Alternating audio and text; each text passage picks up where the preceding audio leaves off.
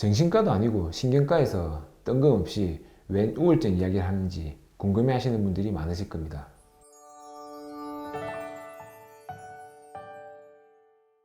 안녕하세요. 손재영 의사생활의 신경과 전문의 손재영입니다.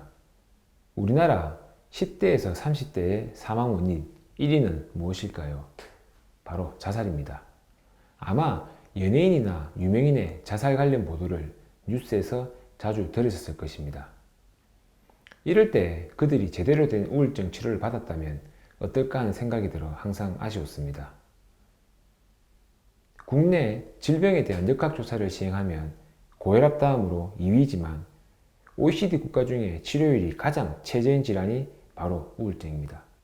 이러한 국가들을 대상으로 조사를 하면 고혈압, 당뇨병의 약 소비량은 우리나라가 평균치이지만 우울증 약인 항우울제 소비량은 아주 낮았습니다.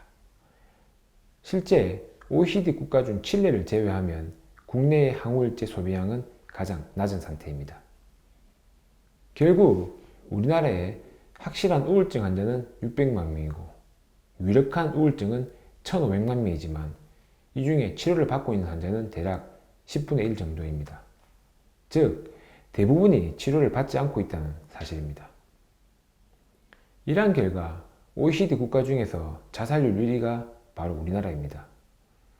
국가별 평균 자살률은 10만 명당 12.1명이지만 우리나라에는 10만 명당 28.5명으로 OECD 국가 중에 1위입니다. 대부분의 우울증 환자분들이 제대로 된 치료를 받지 못하고 있고 이로 인하여 자살률이 이만큼 높은 겁니다. 정신과도 아니고 신경과에서 뜬금없이 웬 우울증 이야기를 하는지 궁금해 하시는 분들이 많으실 겁니다. 이에 대해서는 두 가지 이유가 있습니다. 첫째, 많은 신경계 질환에서 우울증이 잘 동반되는 질환입니다. 또한 이러한 우울증으로 인하여 신경계 질환이 악화되는 경우가 정말 많고 악화된 신경계 질환으로 인해 우울증이 더욱 악화되는 악순환을 종종 볼 수 있습니다.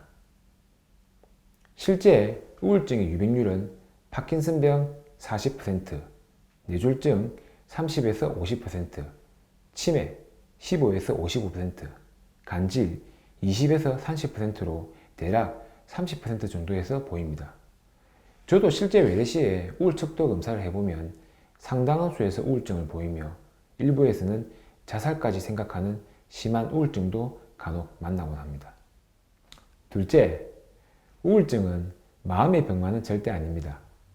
뇌기능에 관여하는 신경전달 물질에 의해 발생하는 병입니다. 뇌에서는 우리의 기분에 영향을 미치는 세 가지 주된 신경전달 물질이 나옵니다. 노르에피네프린, 도파민, 그리고 다들 들어보신 세로토닌이 있습니다. 이런 물질은 뇌에 있는 신경세포뿐만 아니라 뇌에서 감정을 조절하는 감정회로에 직접 작용을 하게 됩니다. 앞서 말씀드린 신경계 질환이 있는 경우에 이러한 신경전달 물질의 저하 등이 생기게 되고 이러한 결과 우울증이 나타나게 됩니다. 결국 우울증은 마음의 병만으로 접근해서는 안 되고 이러한 뇌기능의 문제라고 생각을 해야 합니다. 하지만 환자분들에게 발생하는 증상이 우울증 때문이다 혹은 원래 증상이 우울증 때문에 더 악화되었다고 이야기하고 이에 대한 약제 치료를 하자고 하면 대부분의 환자분들이 꺼려 하시는 경우가 많고 실제 약물을 처방한 이후로 내원하지 않는 분들도 정말 많습니다.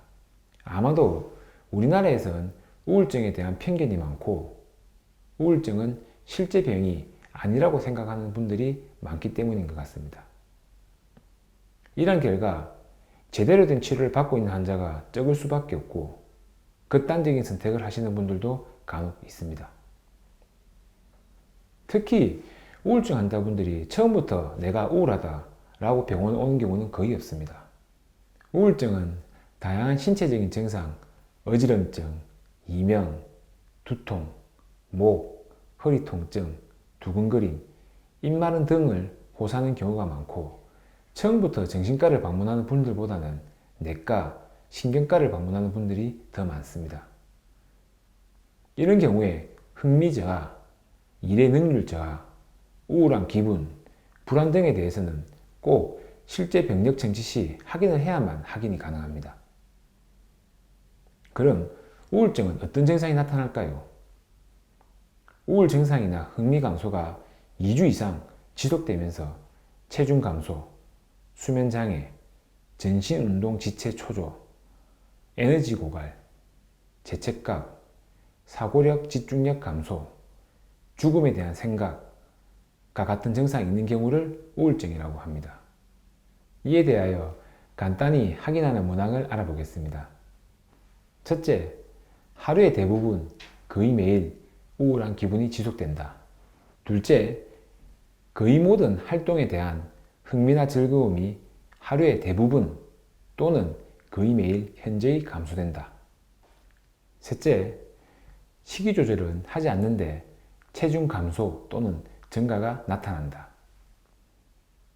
넷째, 거의 매일 불면 또는 가수면이 나타난다.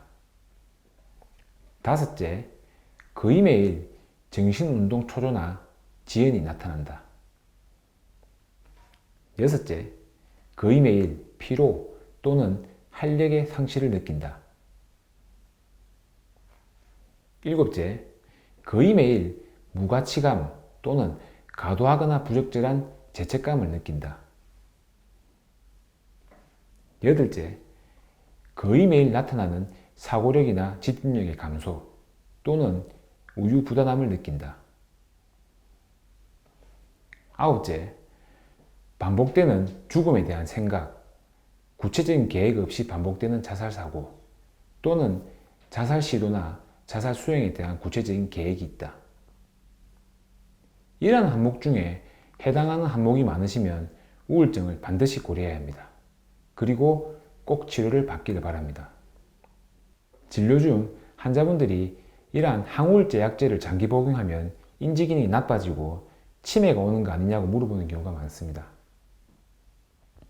하지만 신경안정제가 아닌 항우울제 복용 시에는 행복 호르몬이라 불리는 세로토닌의 농도가 증가되어 우울 증상의 호전뿐만 아니라 실제 인지기능이 좋아지는 경우가 대부분입니다.